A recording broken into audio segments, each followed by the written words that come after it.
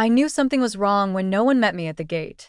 After 5 hours in the air, two through security, and one waiting at baggage claim with no call or message, I finally opened the rideshare app and ordered a car myself.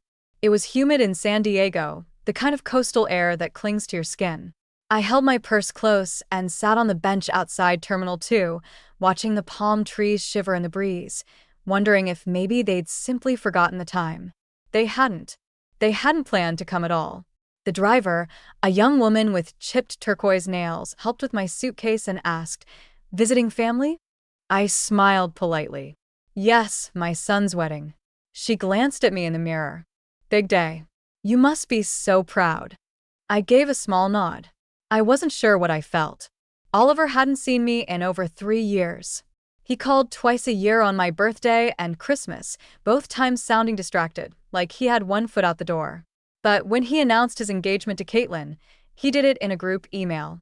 No phone call, no personal word, just a digital card with pastel fonts and a stock photo of palm trees. I told myself he was busy, that maybe I had failed to keep up. Maybe he thought I wouldn't care, but I did more than he'd ever know. When the car pulled up to the address he'd sent me, I blinked at the building. It wasn't his house. It was a hotel, a modest chain, the kind with free breakfast and beige carpets that always smell faintly of bleach. At the desk, a young man checked me in without surprise. "Your son booked this for you. Just one night. Checkout is noon tomorrow." I signed the paper slowly. Just one night. Upstairs, the room was neat, impersonal. A towel folded into a swan sat on the bed. I unpacked in silence. No note from Oliver. No welcome basket. I opened my suitcase, pulled out my navy blue dress, and hung it on the door handle. A simple thing with sleeves, the kind I could wear to both a wedding and a funeral. I'd worn it once before to my sister's burial, but the dress didn't care what the occasion was. It just waited. I sat on the edge of the bed, staring at the muted TV. A commercial for cruise vacations played on loop. Outside, the sun lowered behind the skyline. I checked my phone. No message.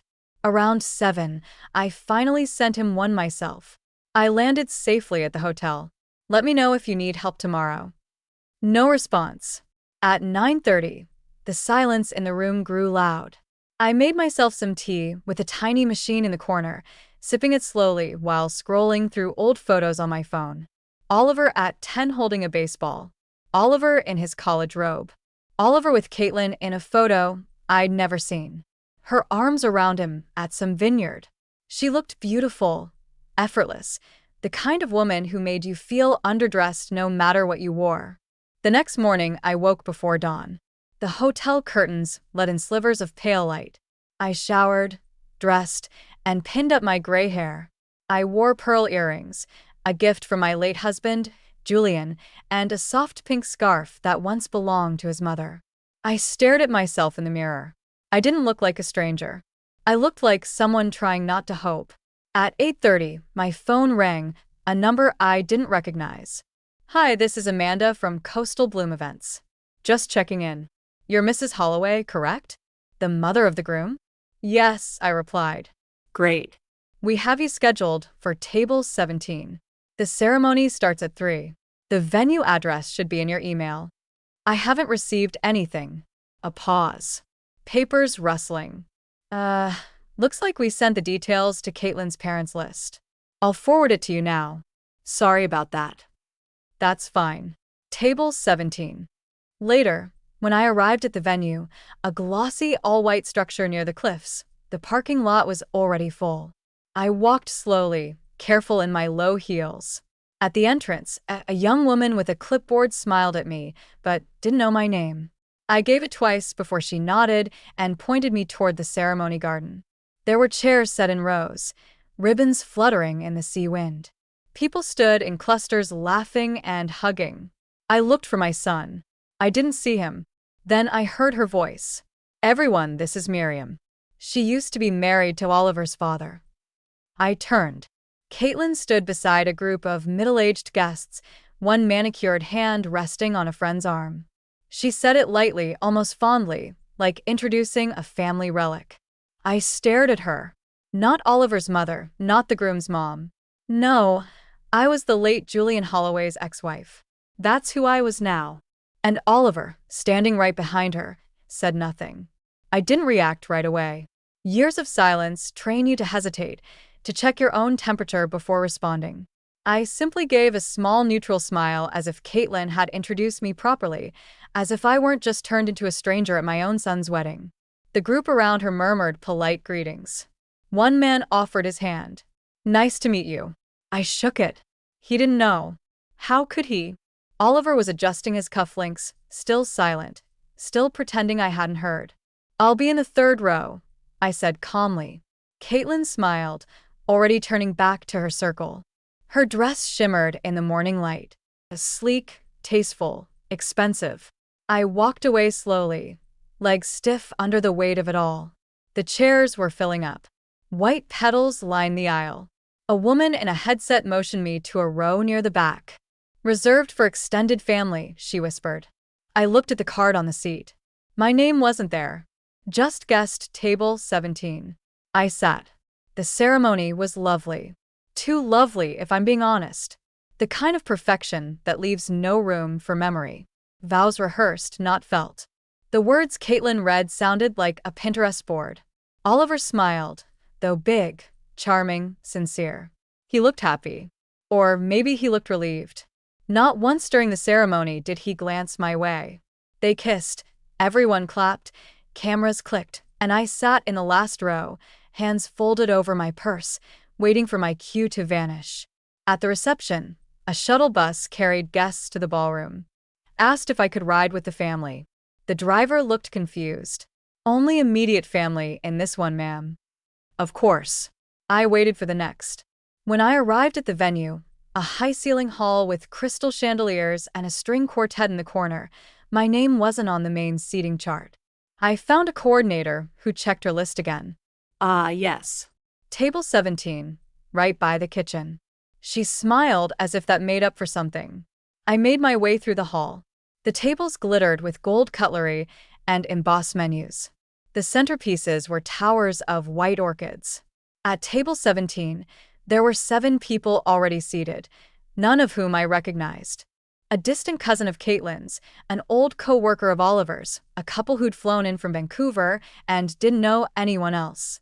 I smiled and sat, quiet, civil, a ghost in pearls. From across the room, I could see Oliver laughing with Caitlin and her parents. He looked relaxed. I saw them toast. Then her father stood and made a speech about 2 wonderful families coming together. Julian's name was mentioned. My name was not. No one had asked me for a photo with the couple. No mention in the program. Even my title, Mother of the Groom, had been quietly erased. I sipped the wine. I nodded at the stranger beside me. I listened to a man talk about sailing. I pretended not to notice that Oliver's high school English teacher was seated closer to the dance floor than I was. Later, as dinner was served, I slipped away to the bathroom and stood in front of the mirror. I didn't cry. I pressed my hands to the counter and let the weight of it all settle in my spine. When I returned, dessert had already been served. Someone had taken my seat, assuming I'd left. I didn't ask for it back. I stood near the wall instead, like an usher without a role. The music started. People began to dance. First the couple, then the families, then the special people, announced by name over the microphone.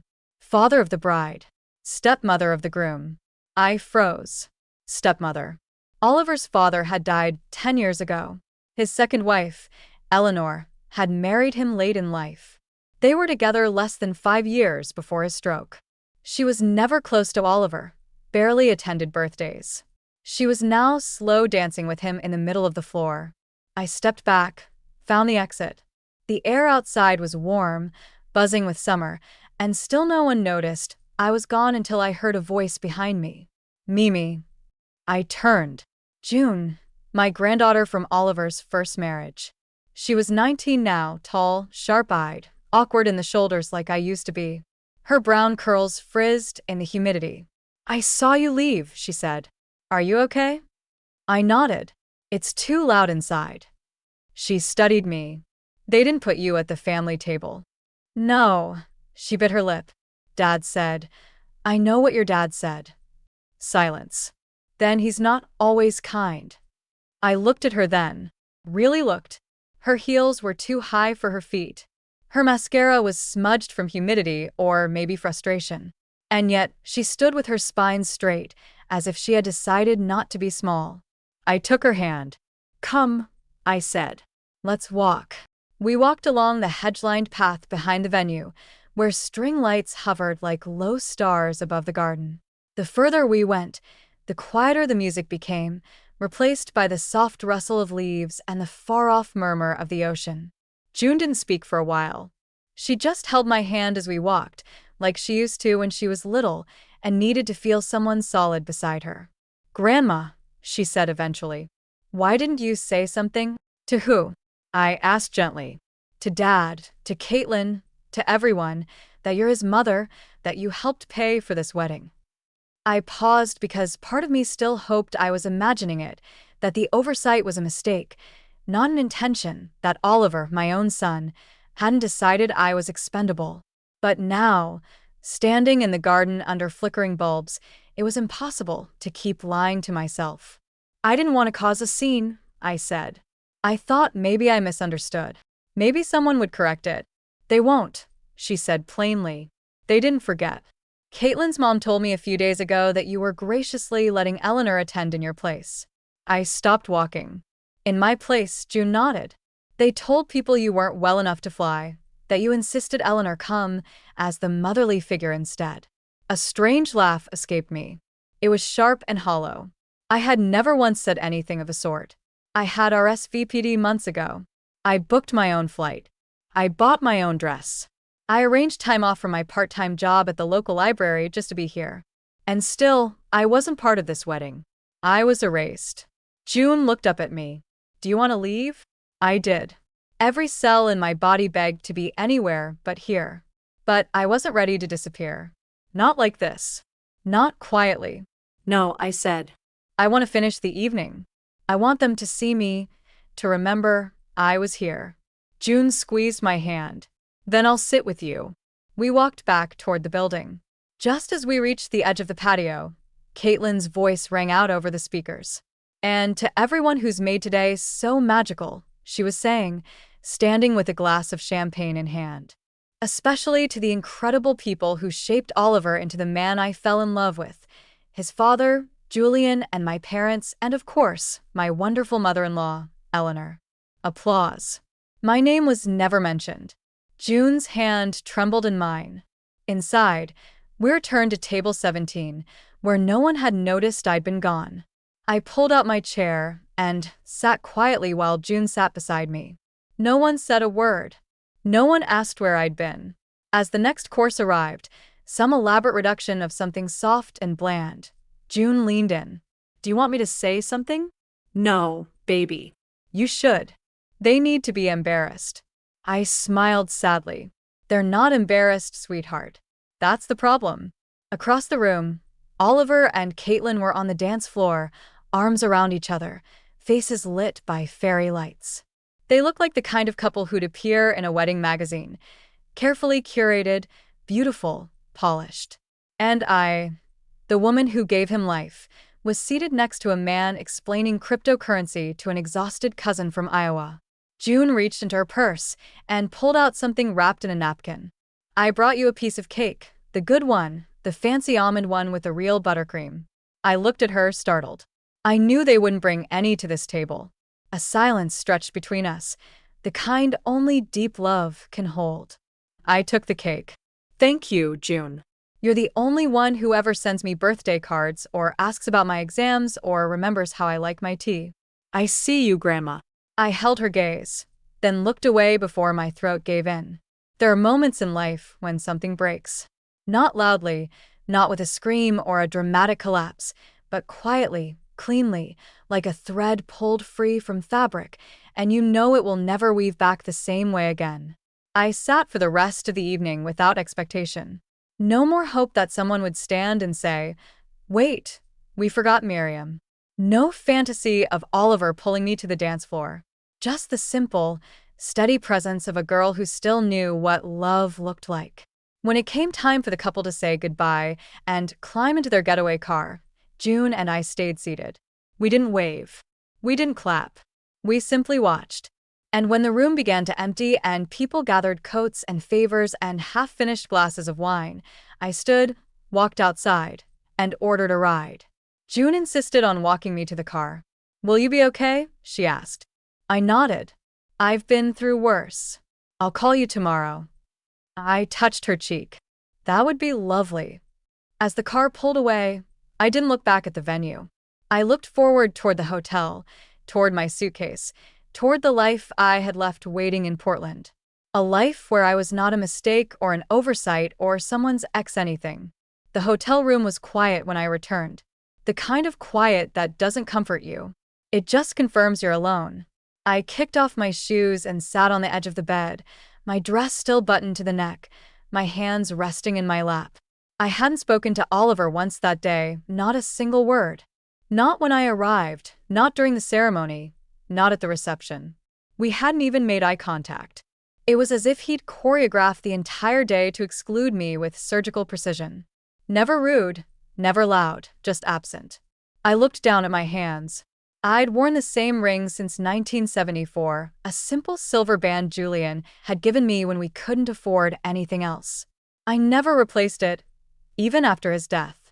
Even when Oliver started calling me old-fashioned behind a laugh, I took it off slowly and set it on the nightstand. The dress came next. I hung it back on the door like I'd done the night before, though this time I knew I wouldn't be wearing it again. Not for Oliver. Not for anyone who couldn't say my name without choking on their pride. I sat at the small desk, opened my tablet, and logged into the wedding portal the planner had sent months ago. My name was buried in the back end of the billing system, tied to several vendor invoices. Catering paid in full by me. Floral arrangements, me. Photography deposit, me. It had been my gift, a silent one. I'd asked to remain anonymous, thinking it would preserve dignity, thinking it would keep Oliver from objecting.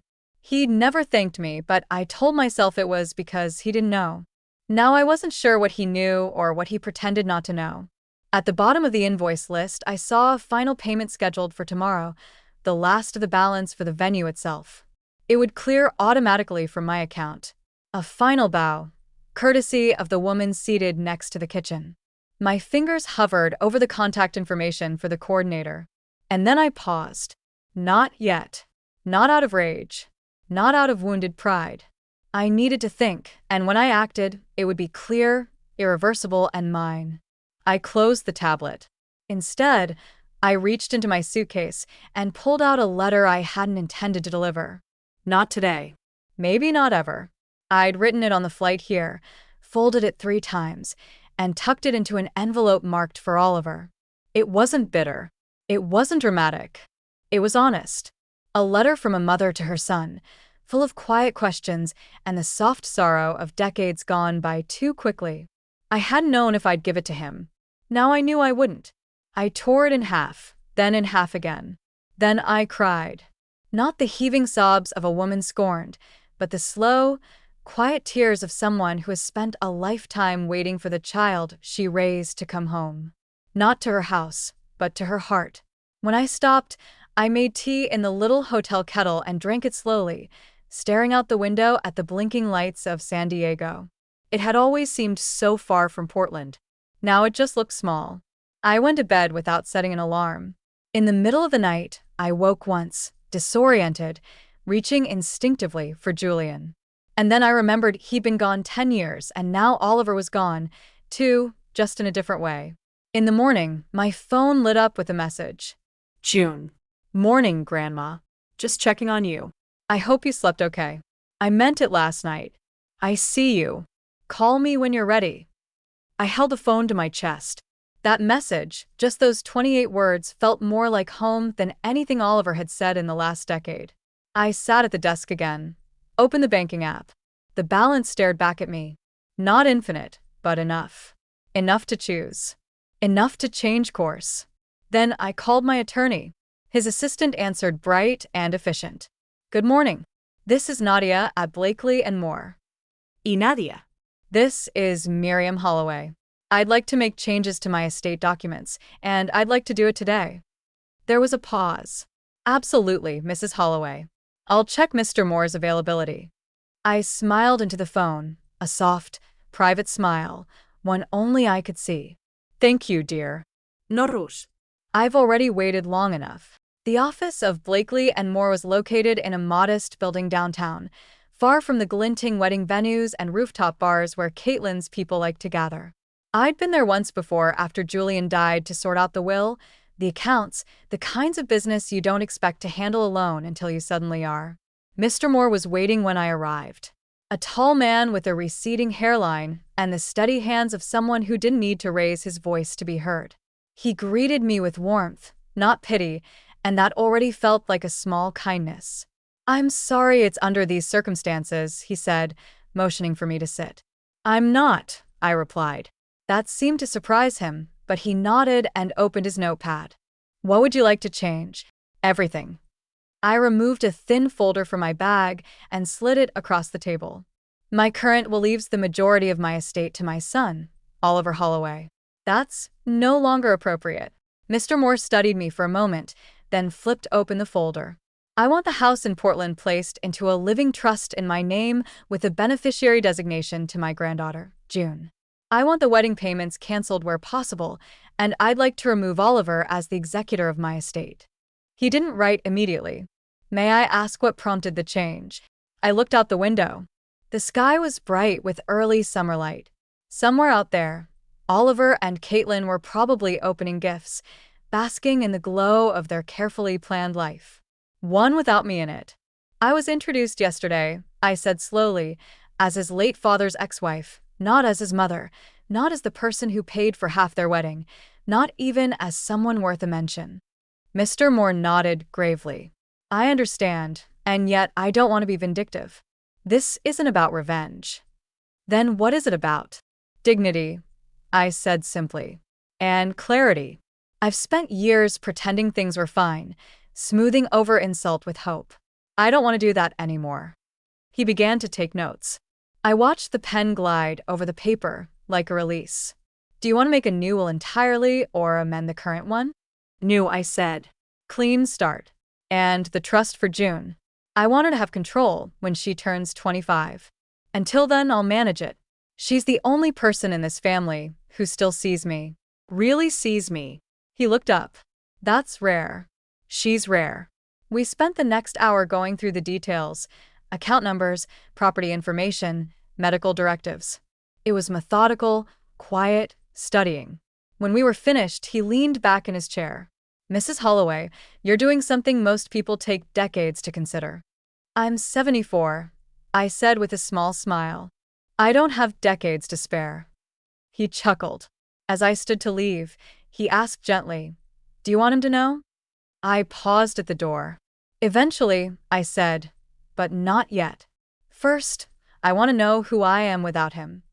Back at the hotel, I changed into my travel clothes, loose linen pants, and a soft blue cardigan that Julian used to say made me look like a cloud on a mission. I packed the dress carefully, folding it not out of sentiment, but respect. The earrings came off. The pearls went back in their velvet box. At noon, I checked out. The front desk clerk asked if I'd enjoyed my stay. I smiled politely. It was illuminating. Outside, the sun warmed my shoulders as I waited for the cab. My suitcase was small, worn, and still carried a faint scent of lavender sachets. A little battered, but still reliable like me. I didn't tell anyone I was leaving. Not June. I'd call her from the airport. Not Oliver. He hadn't called at all. As the cab pulled away from the curb, I watched the streets roll by in reverse. Boutique coffee shops, wedding photographer studios, palm trees lining sidewalks like exclamation marks in a sentence I no longer wanted to finish. At the airport, I moved slowly. No rush now. I passed couples holding hands, families arguing over luggage, children asleep on shoulders. I had none of that. And yet, for the first time in a long while, I didn't feel like less. At the gate, I sat by the window and opened a small notebook. I began writing. Not a letter, not a list, just thoughts. Loose, imperfect, true things I will no longer apologize for. My age, my softness, wanting to be seen, saying no, changing my mind. I underlined the last one twice. Changing my mind. The flight home was uneventful. I sat by the window, sipping ginger ale and letting the hum of the plane fill the spaces where grief used to press too hard. The woman next to me, early 40s, crisp blouse, laptop always open, asked once if I needed anything. I said no. She didn't speak again. Perfect. When we landed in Portland, the air felt heavier, like it always did after California, but it also felt familiar. Honest. I took a cab home, declining the driver's offer to help with my bag. My hands knew the weight. The porch light was still on. I'd left it that way out of habit. My gardenia plant had bloomed while I was gone. It always did best when I left it alone. Inside, I slipped off my shoes, set the suitcase by the door, and stood for a long while in the center of my living room. Nothing had changed. The same quiet clock, the same quilt on the sofa, the same faint smell of lemon oil from my last cleaning spree. But something inside me was different. I wasn't waiting anymore.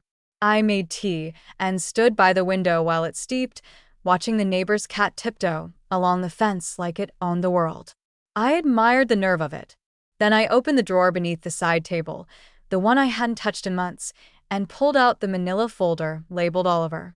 Inside were years of receipts, photocopies, and bank transfer printouts, tuition fees, first apartment deposit, his first wedding, which he'd also let me help fund, even the emergency dental surgery he'd needed after falling off a bike in college.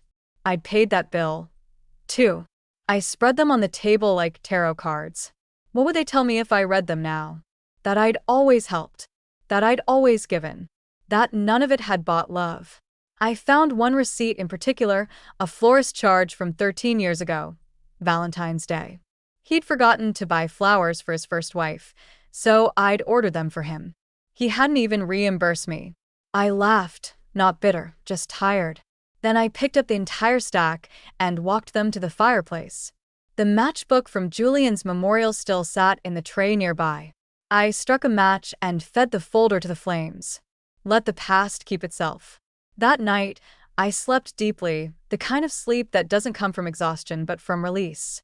When I woke the next morning, it was raining. Light, misty Portland rain that patters like memory, but doesn't flood. I spent the morning tending the back garden. Weeds had taken over the rosemary bush, and the tomatoes needed tying. I worked slowly with care. I didn't think about the wedding. I didn't think about Oliver. I thought about the way June had pressed cake into my hand like a peace offering in a war neither of us started. I'd call her today. I wasn't in a hurry. By noon, I had the hose coiled, my gloves drying, and a chicken roasting in the oven. I had no guests. I just wanted something that tasted like comfort. And then the phone rang. It wasn't June. It was Oliver. The name on the screen sat like a dare. I didn't answer it. I let it ring until the voicemail picked up. Then the text came. Oliver. Hey, I didn't see you at brunch today. You left already. Brunch. I stared at the words like they were in another language. There had been a post-wedding brunch, of course, for close family and friends. Of course, I typed back 3 words, then erased them, typed 5 more, then deleted again. Finally, I set the phone down without responding. He called again 2 hours later. I ignored it again. This time, he left a message. Mom, I just wanted to check in. Caitlin said you seemed quiet yesterday. Look, if something's wrong, can we talk? I know the wedding was a lot. Let's not leave things weird. Okay, weird. That's what he called it. Not cruel. Not humiliating, just weird.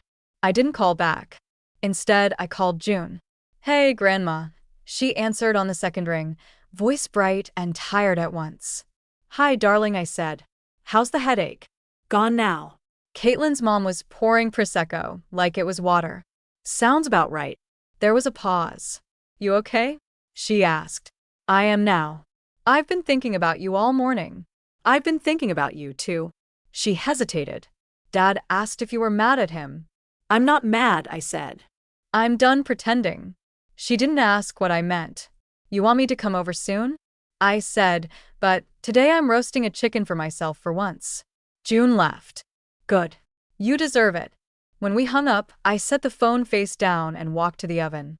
The smell was rich, savory, grounding. I took the pan out, set it on the counter, and stood there for a while, letting the steam rise. I didn't need a table of 17 strangers. I didn't need a title spoken through clenched smiles.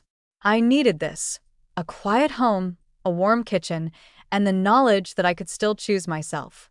The next few days passed in a kind of calm I hadn't felt in years. I didn't check my voicemail. I didn't refresh my messages. I didn't scroll through any social feeds waiting for someone to say my name. The world outside could keep spinning. I had my own orbit now.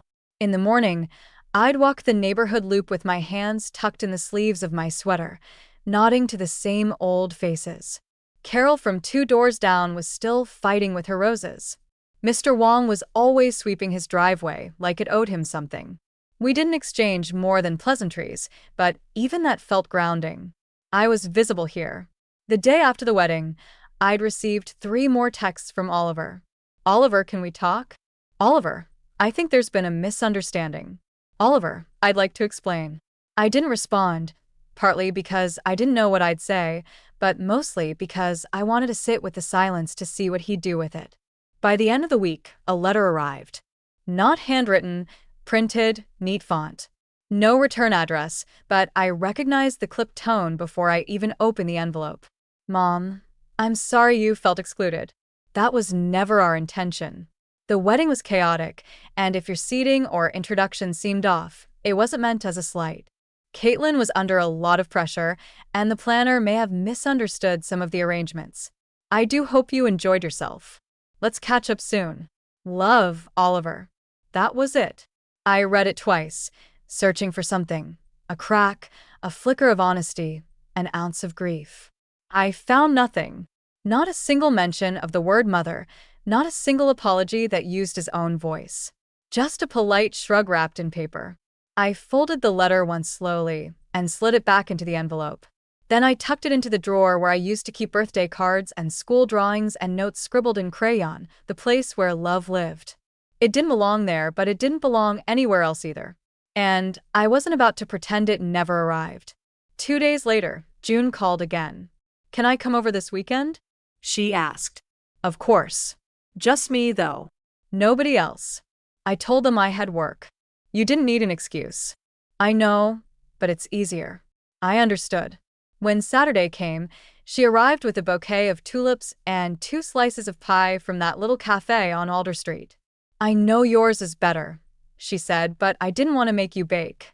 I smiled and took the box. "Then you've already done something they never did." We sat on the back porch with our plates balanced on our knees, watching the light move across the fence. June wore a sweater 3 sizes too big and no makeup. She looked like herself, not someone's daughter or guest or name on a seating chart. Just June. "I've been thinking," she said between bites, "about all of it. The wedding, Dad, everything." "So have I. I used to think family just was. You're born into it, and that's that. And now I think it's what you choose to protect and what protects you back." I nodded. "Sometimes the people you gave everything to forget you were ever there. And the ones you barely expected anything from turn around and bring you pie." She looked at me, eyes full. "You gave up so much for them." "I know. They don't deserve it." "Maybe not," she hesitated. "I don't know how to fix it or if it can be fixed." "Sweetheart," I said gently, "it's not your job to fix anything. It's just your job to keep your heart open, but only for those who won't use it as a doormat."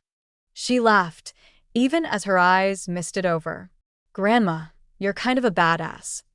"I'm old," I said. "That's the same thing." Eventually, we finished our pie and drank tea, and I showed her the new trust paperwork. She tried to object at first. "Are you sure?" "I am. But you're the only one who never made me feel like an obligation." She didn't speak after that, just leaned her head on my shoulder as the sky turned pink and the wind picked up. Later, when she left, she hugged me tighter than she ever had before. "I love you," she said. "I know," I whispered back. "That's the only reason I'm still standing."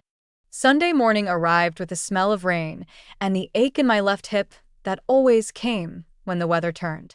I stayed in bed longer than usual, the quilt pulled up to my chin, the quiet wrapping around me like a second skin. There was no need to rush for once. No obligations, no lists of favors disguised as family duty. I got up slowly, boiled water for tea, and pulled a sweater over my nightgown. I stepped outside onto the porch with my mug in hand and watched the street glisten in the early light. Portland rain had a gentleness to it. Even the clouds knew how to fall softly here. Across the street, Carol was already out trimming her roses. She waved. I waved back. It was the kind of morning that asked for stillness, and I gladly obliged. The phone rang around 10 o'clock. Not a call, a FaceTime from Oliver.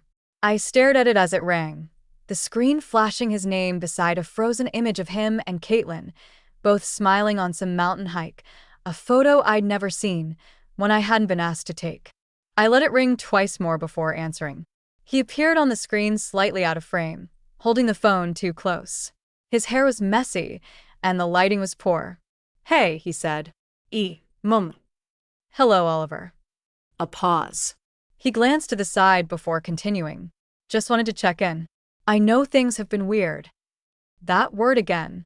"I got your letter," I said. He shifted. "Yeah, I figured that might not be enough." It wasn't. He looked away. "Okay, fair." Another pause. I waited. I wasn't going to do the work for him anymore. "I didn't realize Caitlin introduced you like that," he said. "As you know, Dad's ex. She didn't mean anything by it." "No," I said quietly. "I mean, it just came out wrong." She was nervous. The day was stressful. "So, it was a mistake?" He hesitated. "Not exactly. I mean, look, I didn't think it mattered that much. You were there. It was a big day." I tilted my head. "You didn't think your mother's place in your life mattered?" His mouth opened, then closed again. "Oliver," I said, voice calm but firm. "Did you notice that I was seated behind the cousins of Caitlin's college roommate?" He looked embarrassed. "That wasn't intentional. I wasn't mentioned in the program. I wasn't introduced. You gave a speech and thanked your stepmother, but not the woman who raised you." He rubbed his jaw. "I know. I messed that up. I paid for your wedding." That stopped him. "I know," he said quietly. "I didn't want you to, remember? I told you not to make a big deal, and so I didn't. I stayed invisible, and you let me." His face twisted, not in pain, but in discomfort, the way a man twists when truth makes the floor unsteady. "Why, Oliver?" He blinked. "Why? What? Why didn't you want me seen?" He opened his mouth, closed it, tried again. "It's not about not wanting you there." "But it is," I said with a strange, aching peace, "because if it wasn't, you'd have made sure I was." He swallowed. "It's just Caitlin's family is different. They're very polished," he nodded. "And I'm not." He didn't answer. I let the silence hang because I wanted him to feel it. Not to punish him, but because I was done protecting people from the weight of their own choices. "I loved you through things you'll never remember," I said softly. "Through colic and fever and heartbreak and poor decisions, I held the door open for you again and again, even when you didn't knock. And still, you walked past me like I was wallpaper. Something functional, something beige." "Mom, I'm not angry," I said. "I'm just awake now." He nodded slowly. "I'm sorry," he said finally. "I know. I don't know how to fix it." "I do," I said. "You can start by learning how to say my name in a room full of people. Not as a footnote, not as an afterthought." He looked stunned. "You mean just say this is my mom?" "Yes," I said. "That would have been enough." He nodded slowly, like he was trying to memorize it. The screen shifted. Caitlin had entered the frame holding a coffee mug. "Is that your mom?" she asked too brightly. Oliver looked at me. "Do you want to talk to her?" "No," I said gently. He looked surprised. "Maybe one day," I added. "But not today." He nodded again. "Okay." I ended the call before he could say more. Not out of cruelty, but because I wanted the last word to be mine. Later that afternoon, I found myself reorganizing the bookshelf in the living room. Not because it needed it, but because my hands wanted something to do while my mind settled. The phone sat face down on the coffee table, silent now. The conversation with Oliver had left a strange taste. Not bitter, not sweet, but something in between, like oversteeped tea. I didn't regret answering, but I wasn't ready to hope again either. I slid the books into new rows. Memoirs on one shelf, cookbooks on another, gardening manuals below. My fingers lingered on one spine. The Joy of Cooking, 1972 edition, full of penciled notes in the margins. Julian's handwriting. He always thought nutmeg made everything better. In the back of the book was a folded grocery list in my own hand, yellowed with age. Carrots, parsley, Tylenol, cake mix, eggs, and one word in capital letters: Oliver's birthday. I hadn't meant to keep it, but there it was. I slid the list back into the book and placed it carefully on the shelf. Some things weren't about letting go. Some things were just about putting them where they belonged. The doorbell rang just before 5. I wasn't expecting anyone. I dried my hands and opened the door. Caitlin. She stood there in a trench coat and jeans, a tote bag on her shoulder, hair down, makeup minimal, which only made her look more composed. She held a bakery box in one hand. "I hope this isn't a bad time," she said. I stepped aside, not speaking, and she walked in like she'd been rehearsing it in the car. "I didn't come to argue," she said quickly. "Or to explain. I just wanted to say something face to face." I said nothing. Let her carry the weight. She set the bakery box down on the coffee table. "Lemon tart from Bees. June said it's your favorite." I didn't move. She looked around the living room as if it might bite her. "You have a beautiful home. What is it you wanted to say?" Asked finally. Caitlin took a breath. I didn't realize what I'd done until after the wedding. I raised my eyebrows. "No," she corrected herself. "That's not true." I realized while I was doing it. I just didn't stop. I waited. "You intimidated me," she said, voice quiet. "Not because you were harsh, but because I didn't know how to read you. Oliver told me bits and pieces, always with that edge he gets when he doesn't want to be vulnerable, and I filled in the rest myself." She looked down. "And then you showed up and you were elegant and composed and calm, and I felt like a child next to you. So I tried to shrink you in front of everyone." Her voice trembled. "I'm sorry." It wasn't dramatic. It wasn't performative. It was just there, a sentence that cost something. I nodded. "Thank you." She glanced up, surprised by the ease of it. "You know," I said softly, "I don't need to be adored. I've lived too long for that, but I do expect to be seen, especially by the people marrying into this family." Caitlin nodded. "I didn't see you. I saw what I was afraid of." "And what was that?" "That Oliver might still need you more than he needed me." That landed somewhere deep. I sat down slowly. "He doesn't." Her eyes flicked to mine. "I don't say that to comfort you," I said. "I say it because it's the truth. He hasn't needed me in a long time. And that's fine. That's part of raising a child.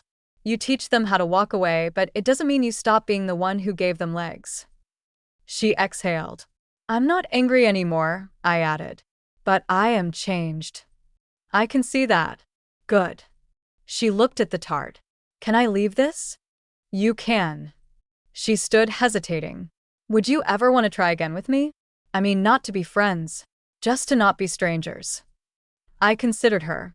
I think I said, "I'd like to wait and see how you treat June first. That'll tell me what I need to know." Her face softened. "Fair." She turned to leave. At the door, she paused. "I'm glad you answered his call."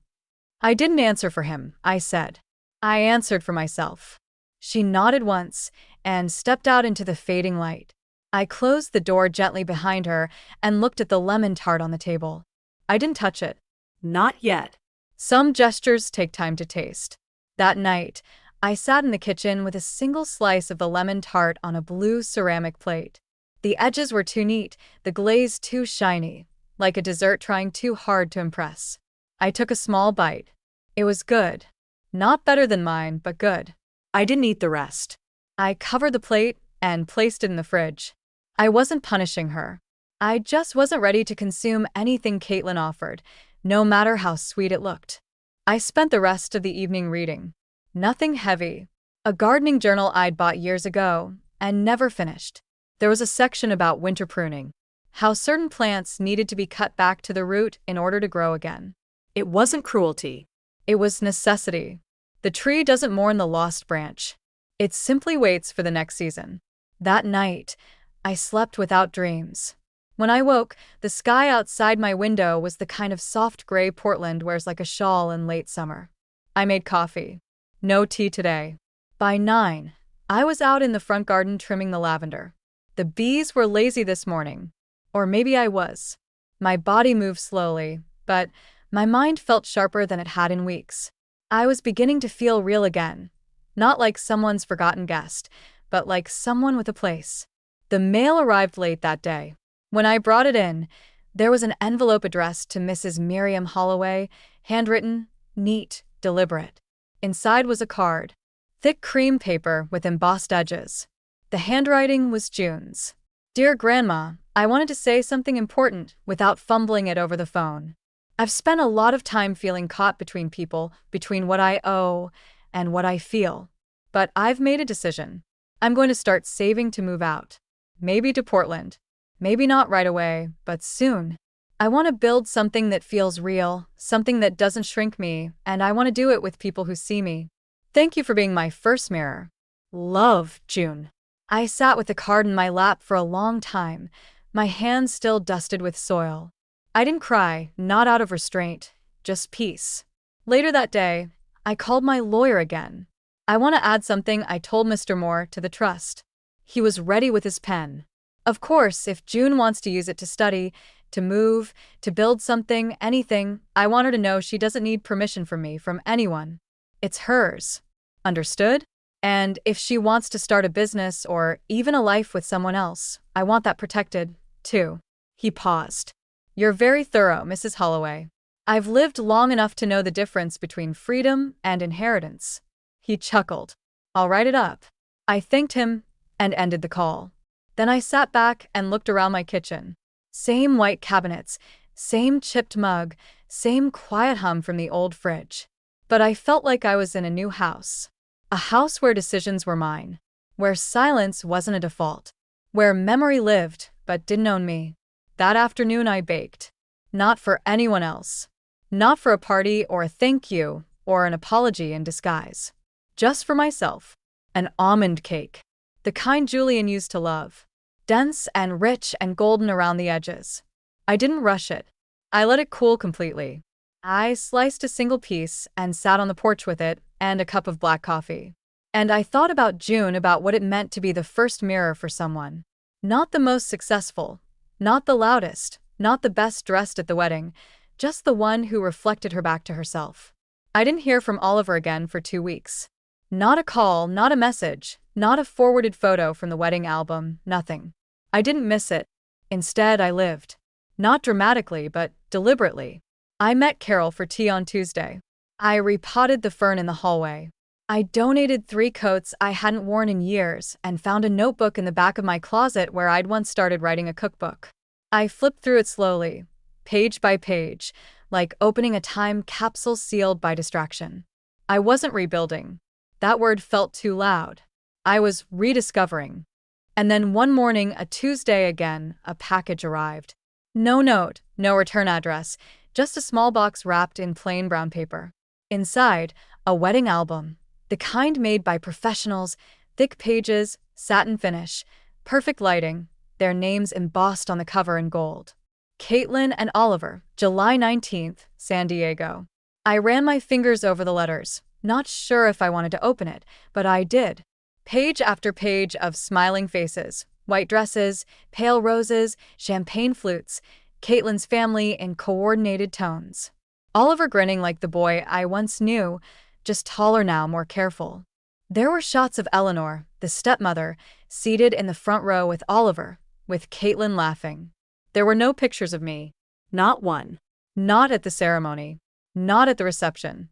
Not on the fringe of the dance floor. Not seated beside strangers at table 17. It was like I'd never been there at all. And for a moment, it almost worked. The eraser. I flipped back and forth through the pages, wondering if I'd imagined my own presence. Then I turned to the final page, and there she was, June, in her too big sweater, her curls frizzing in the breeze, holding a slice of almond cake on a plate. A candid shot. Someone must have taken it without her knowing. She wasn't looking at the camera. She was looking off to the side. Maybe at me, maybe at no one. But she looked full. Not empty, not posed, not pretending, just full of something real. I closed the book. It didn't sting. Not anymore. Because for all their curation, all their angles and edits and money, the only photo that felt honest was the one they had meant to keep. I didn't throw the album away. I didn't send it back. I placed it on the shelf next to Julian's old cookbooks where it would stay, not as a keepsake, but as a record, proof of how far people will go to rewrite truth with polish. That evening, I called June. She picked up on the second ring. Hey, Grandma. Darling. I got a delivery today. Oh no. She said the album? Yes. I didn't know they were sending it. I would have warned you. I'm glad they didn't. She paused. Really? It reminded me that being erased doesn't mean you disappear. It just means you're no longer part of someone else's version of events. Do you want to talk about it? No, I said gently. I just wanted to hear your voice and to say thank you. For what? For being in the photo that mattered. She was quiet for a moment. Then you were in mine, too. You know, in your what? My favorite photo from that day. I took it on my phone. It's just your hand actually holding mine. I smiled. Send it to me sometime, I said. I will. After we hung up, I sat by the window with a blanket over my knees and watched the sun lower itself behind the rooftops. It had been a clear day, the kind that used to make me feel restless. But now I felt still. I didn't need a seat at every table. I didn't need my name in every speech. I just needed my own house, my own voice, and the strength to hold the pen when someone else tried to write my part for me.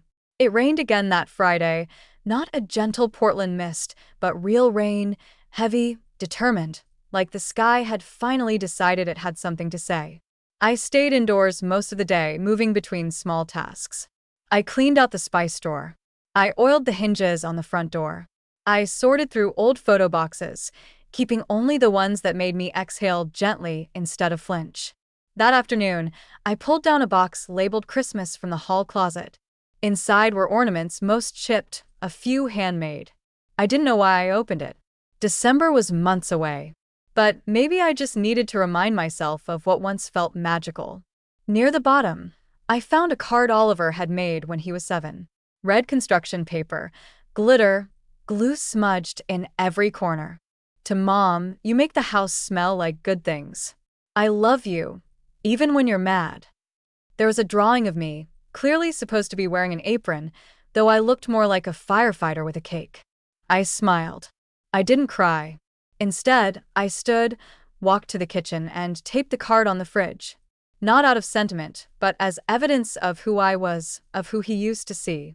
Later that evening, there was a knock at the door. I wasn't expecting anyone. When I opened it, I found Oliver. No call first, no warning. He stood there in a navy coat, hair wet from the rain, holding a small grocery bag. His eyes searched mine, cautious. Hi, he said.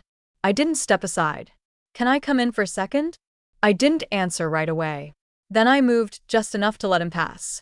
He walked in slowly, like he expected the furniture to look different. He set the bag down on the counter. I brought almond paste, he said. And flour and eggs. I looked at the bag, then at him. Planning to bake? I wanted to learn, he said. The almond cake. June said you still make it. I raised an eyebrow. She said you made it for yourself, that you didn't share it. I didn't, I said. It wasn't for sharing. He nodded.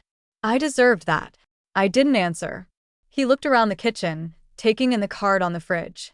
You kept that, he asked softly. For 35 years. He rubbed his hands together. I was a selfish kid. You were a child, I corrected. But you became a selfish man. He flinched but didn't argue. Do you want to make the cake or apologize? I asked. Both, he said.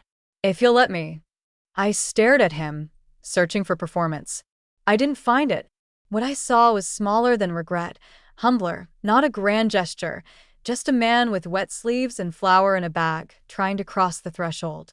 Wash your hands, I said. He did. I pulled out the mixing bowl, measured quietly. He stood beside me, eyes following every motion. When I cracked the eggs, he winced. I never got good at that. You never tried. I thought you liked doing everything. I liked it when someone noticed. He nodded. We worked mostly in silence. He asked questions when he needed to. I didn't feel the quiet. For once, it wasn't awkward, just honest.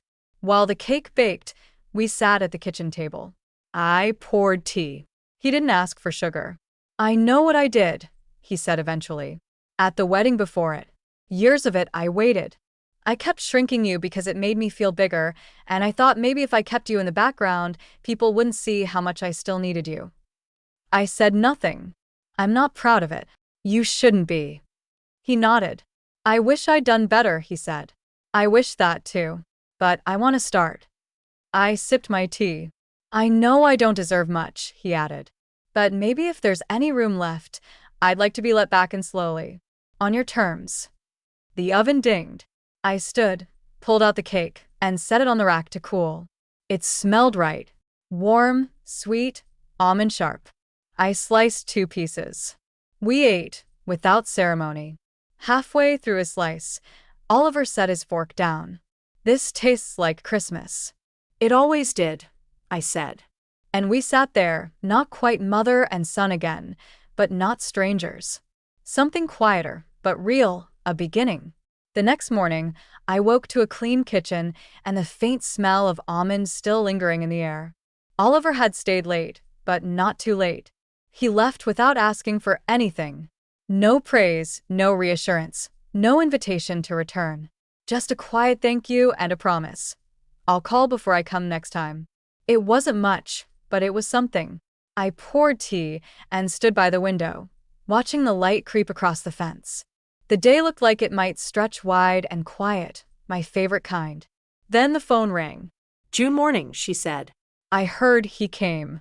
News travels fast. I made him call me after. I wanted to make sure he didn't say anything stupid. He didn't, I said, which in itself is historic. She laughed. He sounded different. He looked smaller. That's often what honesty does. Did it feel real? I'm not sure, I admitted. But he brought almond paste. That has to count for something.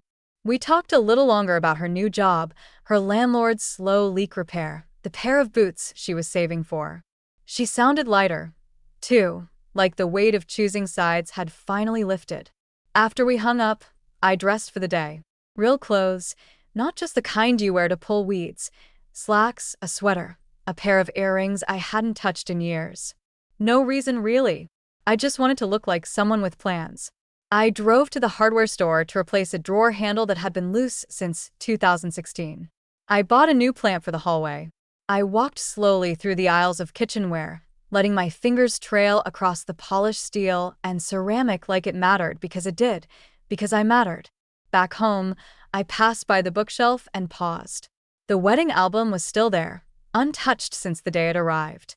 I pulled it out, flipped once more to the back page, to the image of June, caught in her own light, holding her cake like a woman holding something more important than dessert. I slipped the photo from the page and tucked it into a new frame, placing it on the mantel, alongside the others, the ones of polished strangers and curated smiles. I left the album quietly closed. That night, I roasted chicken again just for myself. I sat at the kitchen table with a cloth napkin, a glass of wine, and no apology. Halfway through dinner, a message arrived. Oliver, would you be okay if Caitlin came with me next time? Only if you're ready. I didn't answer right away. I finished eating. I cleared the table. I folded the napkin, rinsed the plate, and dried the fork. Then I texted back, she may come if she understands she's not coming to defend herself. His reply came fast. Oliver, understood. I'll make sure she does. And just like that, the ground beneath us shifted again. Not cracked, not fixed but different. That night before bed, I lit a single candle on the windowsill. Julian used to do that during power outages. I always thought it was for light, but now I wondered if it had been for something else. A signal, maybe a reminder that even when things go dark, someone is still here, holding a flame. I let it burn until I fell asleep. They came on a Sunday, not early, late enough that I'd already had time to read the paper, sweep the porch, and drink 2 cups of tea. I wore my green sweater, the one with the frayed sleeves that still made me feel like someone who'd earned the right to be comfortable in her own house. When the doorbell rang, I didn't rush. Oliver stood on the porch again, but this time he stepped aside immediately, letting Caitlin come into view. She held a small bouquet, not store-bought, wildflowers tied with twine. "Good morning," she said, voice quieter than I remembered. "Come in," I said, shoes off. They did as told. I led them into the living room. It felt smaller now with all 3 of us in it. I motioned to the couch. They sat, hands close but not touching. I took my chair. There was a silence. Not hostile, just cautious, like animals sniffing the air after a storm. "I wanted to say something," Caitlin began, looking at her lap. "And I didn't come to explain away what happened. I waited. I came to acknowledge it fully." She looked up. "I erased you." I didn't flinch. "And I don't have an excuse," she said. "I just wanted control of the story, of the image, of everything. And in doing that, I became someone I swore I'd never be." "Someone who treats love like a prop?" I asked. She nodded. "Exactly." Oliver glanced at her, surprised she'd said it so plainly. But she didn't stop. "I thought if I kept you in the background, you wouldn't threaten anything. My role, my presence. I thought making you smaller would make the rest of us look bigger. And now," I asked, "I see that I only made myself look small." I leaned back slightly, letting the weight of her words sit. "You brought flowers," I said. She nodded. "From my mother's garden. She doesn't know I took them." I allowed myself a smile. "Good. That's a start."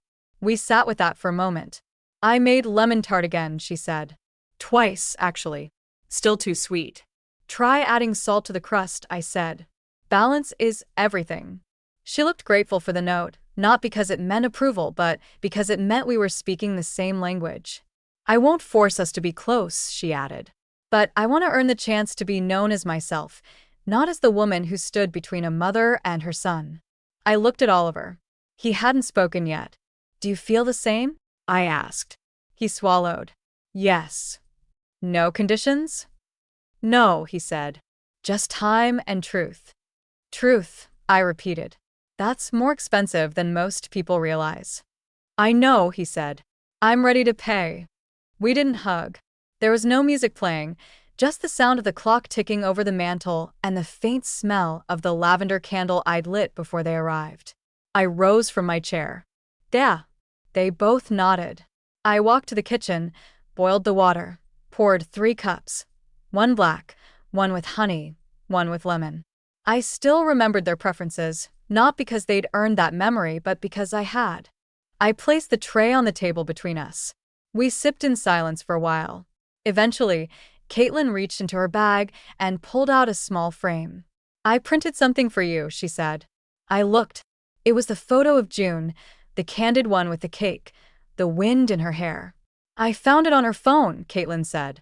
She let me borrow it. "Thank you," I said.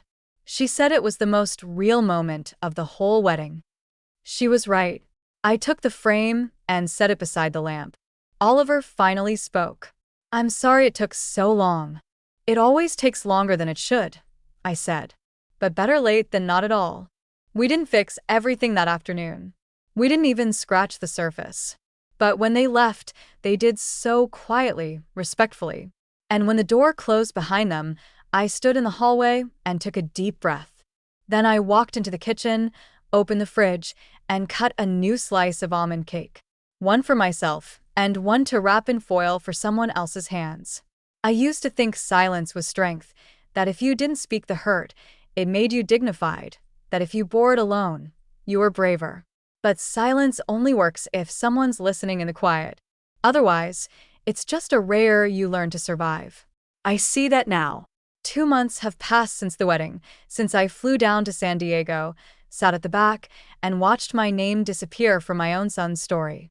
2 months since I came home and remembered who I was, not as someone's mother, someone's guest, someone's mistake, but as someone whole. And now I'm tending things, not people. Things that grow under care, not expectation. My tomatoes are thriving. I planted thyme near the gate. I've started writing again. Not letters this time, but recipes, notes in the margins. A different kind of history. The kind you pass down without needing applause. Oliver calls once a week. He's trying. I don't reward him for it, and I don't punish him when he slips. I just answer if I feel like it. That's new for me. Caitlin sent a book of essays last week. Women on motherhood, aging, identity. There was no inscription, just a yellow sticky note on the cover. Page 147 made me think of you. It was an essay about apology, a real one. The kind that doesn't ask for redemption, only recognition. I kept the note, not because I forgive her, but because I see her trying. June visits often. She's hunting for jobs now, wants to move out within the year. She calls it building her own name. I told her that's all any of us ever do in the end. Some just start later than others. I made her promise one thing, that she'd write it all down. The joy, the doubt, the days she wonders if she's doing anything right, not because I need to read it, but because someday she will. I've revised my will again slightly, quietly. June gets everything still. But I added a letter. Not legal, not formal, just one page tucked behind the trust document. It begins, "You don't owe anyone your silence, not even the ones who gave you life. Especially not them if they ask you to give up your own in exchange." I hope she reads it one day and nods, not with sadness, but with understanding. And me, I still walk to the bakery on Fridays, still sweep the porch, still make too much soup and freeze half of it for no one in particular. I don't look for meaning in every small gesture now. I just live. But when I bake the almond cake, I always make one extra slice. I wrap it in foil. I leave it on the counter just in case someone comes by. Someone who finally learned how to knock.